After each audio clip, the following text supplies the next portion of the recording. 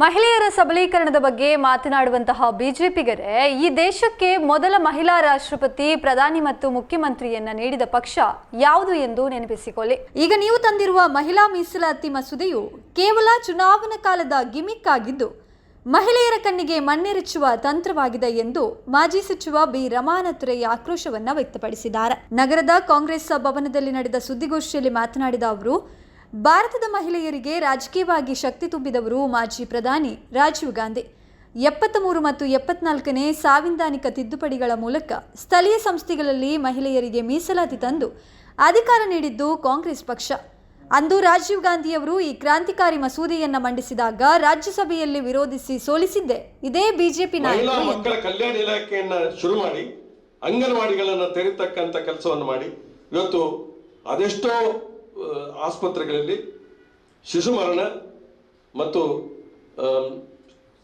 ಹೆರಿಗೆ ಆದ ನಂತರ ಮರಣ ಆಗ್ತಕ್ಕಂಥದ್ದು ಬಹುಶಃ ದೊಡ್ಡ ಪ್ರಮಾಣದಲ್ಲಿ ಬಹಳ ಕಡಿಮೆ ಮಾಡತಕ್ಕಂಥ ಕೆಲಸ ಮಹಿಳಾ ಮತ್ತು ಮಕ್ಕಳ ಕಲ್ಯಾಣ ಇಲಾಖೆ ಸೃಷ್ಟಿಯಾದ ನಂತರ ಆಯಿತು ಅಂತ ಹೇಳೋದು. ಅಂಗನವಾಡಿಗಳು ಬಹುಶಃ ಸಣ್ಣ ಮಕ್ಕಳಿಗೆ ಸಮಗ್ರ ಬಾಲ ವಿಕಾಸ ಯೋಜನೆ ಬಹುಶಃ ಅದು ತರ್ತಕ್ಕಂಥ ಆ ಶಾಲೆಯನ್ನ ನಡೆಸಲಿಕ್ಕೆ ಬಹುಶಃ ಅಂಗನವಾಡಿಗಳು ಬಹುಶಃ ಹೆಣ್ಮಕ್ಕಳನ್ನ ಅದಕ್ಕೆ ಸ್ತ್ರೀ ಶಕ್ತಿ ಕಾರ್ಯಕ್ರಮವನ್ನು ಈ ರಾಜ್ಯದಲ್ಲಿ ಬಹಳ ದೊಡ್ಡ ಪ್ರಮಾಣದಲ್ಲಿ ತಂದಿರ್ತಕ್ಕಂಥ ಸರ್ಕಾರ ಅದು ಕಾಂಗ್ರೆಸ್ ಸರ್ಕಾರ. ಸ್ತ್ರೀ ಶಕ್ತಿ ಇವತ್ತು ಸ್ವಸಹಾಯ ಸಂಘಗಳು ಶುರುವಾಗಬೇಕಾಗಿದ್ರೆ ಸ್ತ್ರೀ ಶಕ್ತಿ ಸಂಘಟನೆ ಮೂಲಕ ಆಯಿತು ಅಂತ ಹೇಳಿ ಸೋನಿಯಾ ಗಾಂಧಿ ಅವರು ಬೆಂಗಳೂರಿಗೆ ಬಂದು ಕರ್ನಾಟಕಕ್ಕೆ ಬಂದು ಬಹುಶಃ ಈ ಸ್ತ್ರೀ ಶಕ್ತಿ ಕಾರ್ಯಕ್ರಮವನ್ನು ಉದ್ಘಾಟನೆ ಮಾಡತಕ್ಕಂಥ ಇತಿಹಾಸವನ್ನು ಬಹುಶಃ ನಾವು ಯಾವತ್ತೂ ಮರಲಿಕ್ಕೆ ಇಲ್ಲ ಅಂತ ಹೇಳ್ತಕ್ಕಂಥ ಮಾತನ್ನ ಪ್ರತಿಯೊಂದು ಹಂತದಲ್ಲಿ ಕೂಡ ನಮ್ಮನ್ನ ಮಹಿಳಾ ವಿರೋಧಿ ಅಂತ ಹೇಳಲಿಕ್ಕೆ ಈ ಪ್ರಧಾನಮಂತ್ರಿ ಇನ್ನೇನೋ ಎಷ್ಟೋ ಜನ್ಮ ಬಂದರೂ ಕೂಡ ಅವರಿಗೆ ಸಾಧ್ಯ ಇಲ್ಲ ಅನ್ನುವಂತ ಮಾತನ್ನ ಅದೆಷ್ಟೋ ಜನ್ಮ ಬಂದರೂ ಕೂಡ ಅವರಿಗೆ ಅದನ್ನ ಮಾಡ್ಲಿಕ್ಕೆ ಆಗೋದಿಲ್ಲ.